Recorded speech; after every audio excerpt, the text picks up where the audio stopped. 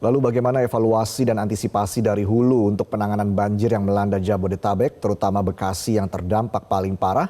Kita akan membahasnya bersama pengamat tata kota Yayat Supriyatna dan nanti juga akan segera bergabung Gubernur Jawa Barat Deddy Mulyadi. Saya langsung sapa Kang Yayat, selamat malam. Ya, selamat malam.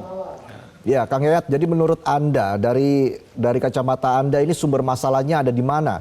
Kita punya bendungan Ciawi dan juga Sukamahi katanya diklaim bisa mengurangi banjir Jakarta hingga 30%. Apakah ini sebenarnya efektif tidak dua bendungan ini dalam mereduksi limpasan air? Sebetulnya Waduk Ciawi dan Waduk Sukamahi itu didesain untuk mengantisipasi potensi bencana banjir di koridor Das Ciliwung. Jadi koridor Das Ciliwung itu mengantisipasi potensi curah hujan lebat atau sangat lebat bahkan ekstrim di cover wilayah puncak yang kemudian berpotensi masuk ke wilayah koridor Sungai Ciliwung. Nah, sebelum masuk ke Ciliwung itulah ditangkap dengan konsep bendungan kering di Ciawi dan di Sukamahi. Nah, diharapkan dengan ini bisa mengendalikan potensi air yang turun yang masuk ke Sungai Ciliwung.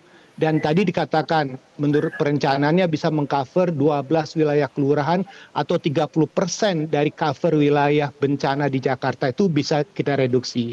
Tetapi memang harus kita ingat, curah hujan itu tidak hanya menyebar di wilayah puncaknya saja, tetapi juga potensi penyebarannya bisa di luar dari cover wilayah yang ada di puncak. Seperti kemarin itu curah hujan sangat tinggi berada di koridor Katulampa dan sekitarnya. Itu bentangnya sangat luas. Karena kebetulan saya tinggal di Bogor, saya memahami ketika situasi curah hujan yang terjadi di kota Bogor pada hari Minggu dan hari Seninnya. Dan fakta bahwa curah hujan itu sangat tinggi di kota Bogor itu terlihat dari amblasnya jalan batu tulis, longsor di mana-mana, dan ini implikasi dari besarnya potensi air. Nah, kemudian curah hujan itu berdasarkan data BMKG pun menunjukkan potensi penyebaran itu masuk ke koridor hulu dari Sungai Cilengsi dan Sungai Cikeas yang mengalir masuk ke Kali Bekasi, dan itulah yang menyebabkan banjir besar di wilayah Bekasi. Jadi kita bisa bedakan di sini dua pendekatan. Pendekatan untuk Waduk Ciawi dan Sukamahi itu mengantisipasi cover tangkapan air, tangkapan hujan di wilayah puncak, masuk ke Sukamahi dan Ciawi dikurangin, masuk ke wilayah Bogor, Depok, dan Jakarta. Nah, pertanyaan kemarin adalah yang menarik adalah mengapa Jakarta, khususnya Jakarta Timur itu masih terkena potensi genangan yang besar karena curah hujan yang tinggi. Kan jadi pertanyaan, ada Katulampa. Katulampa bukan bendungan, dia hanya pintu air untuk menunjukkan debitnya. Sekarang menjadi pertanyaan, sejauh mana pertimbangan kita untuk mengcover atau mereduksi potensi air yang besar yang curah hujannya penyebarannya di luar cover wilayah puncak dan sekitarnya seperti yang terjadi di Kota Bogor. Memang ada pemikiran, alangkah baiknya dibuat simpul bendungan kedua untuk wilayah das tengah dari Ciliwung, misalnya di wilayah Depok, atau kemungkinan untuk wilayah Bekasi dan sekitarnya itu melalui Cikeas dan Cilengsi yang masuk ke Kali Bekasi itu juga ada bendungan. Karena terus terang saja Cikeas dan Cilengsi, dua sungai ini masuk ke Kali Bekasi. Otomatis besarnya curah hujan yang terjadi sangat ekstrim di wilayah Kabupaten Bogor yang menjadi hulu dari Sungai Cikeas dan Sungai Cilengsi itulah yang menyebabkan Bekasi parah sekali banjirnya. Dan menjadi pertanyaan kita memang kalau koridor Das Ciliwung cukup baik penataan pembangunan sistem penanggulangan banjirnya, tapi untuk wilayah Bekasi khususnya untuk Sungai Cikeas dan Sungai Cilengsi dan Kali Bekasi itu sama sekali belum teroptimalkan. Dan yang menarik adalah kalau kita perhatikan muka air dari Kali Bekasi itu dengan muka batas jalan itu beda tipis. Dan yang menarik untuk kasus di Bekasi itu adalah Kali Bekasi ujungnya adalah Kali BCL yang masuk di Kabupaten Bekasi. Nah, ini otomatis ketika terjadi banjir di wilayah Bekasi, terjadi overflow karena ada hambatan juga di ujungnya di Muara Gembong yang memuara ke wilayah pantai utara. Jadi penanganan untuk kasus Bekasi ini mau tidak mau memang memerlukan koordinasi antar wilayah, baik di Kabupaten Bogor, Kota Bekasi, dan Kabupaten Bekasi. Karena koridor sungainya seperti itu. Itu. Artinya nanti ke depan juga akan ada evaluasi terkait dengan tata ruang di Provinsi Jawa Barat, begitu ya Kang Yayat. Tapi Betul. kita akan bahas itu di segmen selanjutnya. Kang Yayat tahan dulu, kami akan kembali saat lagi. Kita kembali berbincang pemirsa dengan pengamat tata kota Yayat Supriyatna. Kang Yayat, sebelum kita membahas soal evaluasi terkait dengan tata ruang di Provinsi Jawa Barat, apakah kawasan wisata di Puncak itu bisa dikambing hitamkan begitu sebagai penyebab banjir bandang yang terjadi kemarin, Kang Yayat? Nah, sekarang kita lihat kawasan wisata yang hijau itu yang mana? Punya PTP. Nah, kita harus lihat kawasan wisatanya selama ini adalah perkebunan teh. Ketika terjadi alih fungsi, perlu kita catat berapa besar proporsi persentase perubahan bentang alamnya. Karena vegetasi teh itu punya kapasitas yang berbeda dalam konteks resapan airnya. Berbeda dengan hutan. Kalau misalnya kebun teh berubah berjadi alih fungsi, maka kita hitung potensi debit air yang kemungkinan berubah ya, run off-nya makin tinggi atau tidak. Kemudian yang kedua, selain ada yang dikelola oleh PTP, juga ada pengelola kawasan pariwisata yang dikelola secara private, pribadi atau badan usaha. Nah, pertanyaan paling menarik adalah ketika pembukaan kawasan wisata ini, aspek mitigasi bencana dimasukkan atau tidak. Misalnya contoh, potensi resapan. Kalau misalnya ada perubahan bentang alam, dibuat sumber resapan atau tidak. Kedua, ada pelanggaran tidak di kawasan lindungnya. Dan yang ketiga yang menarik adalah kita perlu bertanya kepada PT Perhutani. PT Perhutani itu sangat menguasai areal kawasan hutan, misalnya khusus di kawasan Puncak.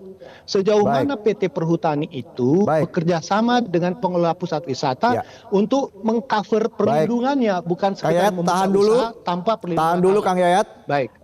Saat ini sudah bergabung Gubernur Jawa Barat, Kang Deddy Mulyadi. Selamat malam, Kang Deddy.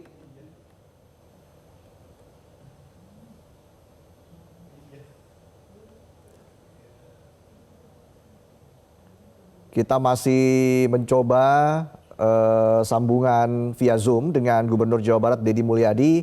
Kang Deddy, selamat malam.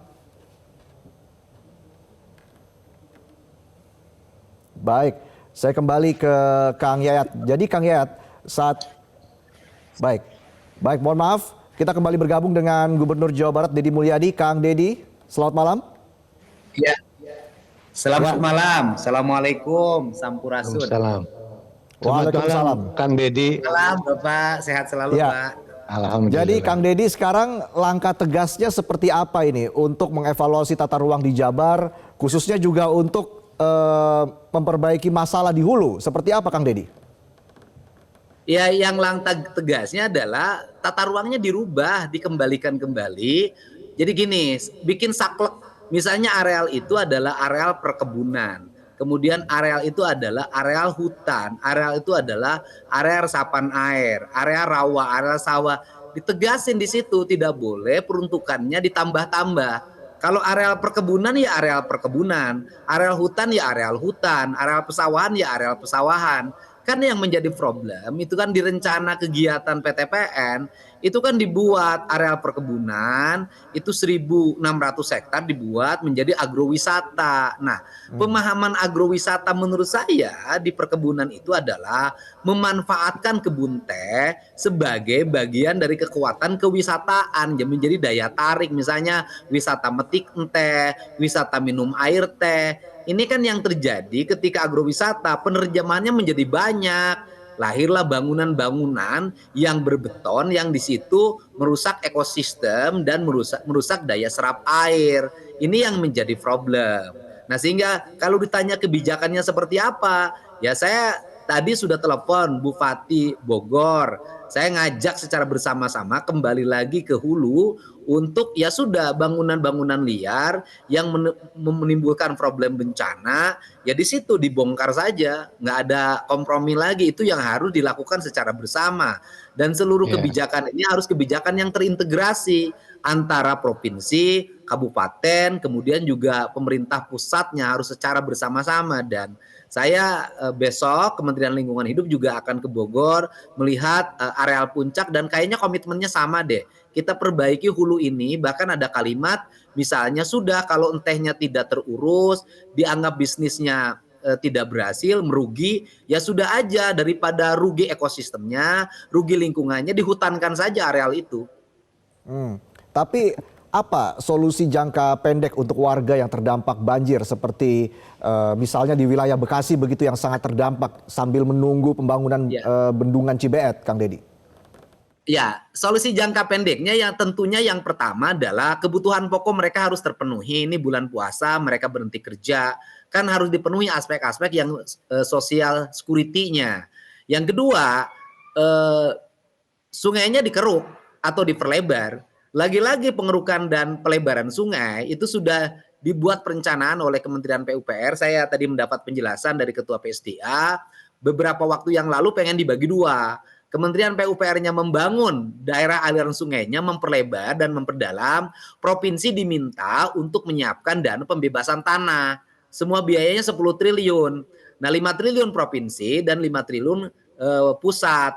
Tetapi katanya provinsi kepemimpinan yang lalu berkeberatan terhadap itu. Nah, kalau saya sekarang hari ini, karena ini menyangkut kepentingan masyarakat banyak, maka hari Jumat itu saya akan bertemu dengan Wali Kota Bekasi, Bupati Karawang, Bupati Bogor. Ya sudah, yang 5 triliun ini kita bagi bersama. Yuk kita bebasin tanahnya, pemerintah pusat yang bangunnya. Baik, Kang Yayat, apakah itu bisa menjadi langkah konkret agar bencana banjir ini tidak terulang lagi di masa depan, khususnya juga di wilayah Bekasi begitu, Kang Yayat? Nah, saya pertama apresiasi ketegasan Pak Gubernur untuk bertindak. Karena selama ini itu dalam penindakan selalu andilau ya, antara dilema kegalauan karena persoalan gizi, anggaran. Anggaran itu seakan-akan constraint. Memang kita harus akui peran provinsi, peran pusat itu sangat penting dalam konteks membangun kolaborasi. Kita akuilah Kabupaten Bogor, Kota Bekasi, Kabupaten Bekasi itu punya keterbatasan. Hasil evaluasi kita terkait tentang bagaimana penanganan persoalan di lapangan selalu menafikan anggaran ini sebagai masalah besar. Nah, sekarang kalau ada keberanian dari Pak Gubernur untuk mengajak gotong royong menyelesaikan masalah, ini perlu kita dukung.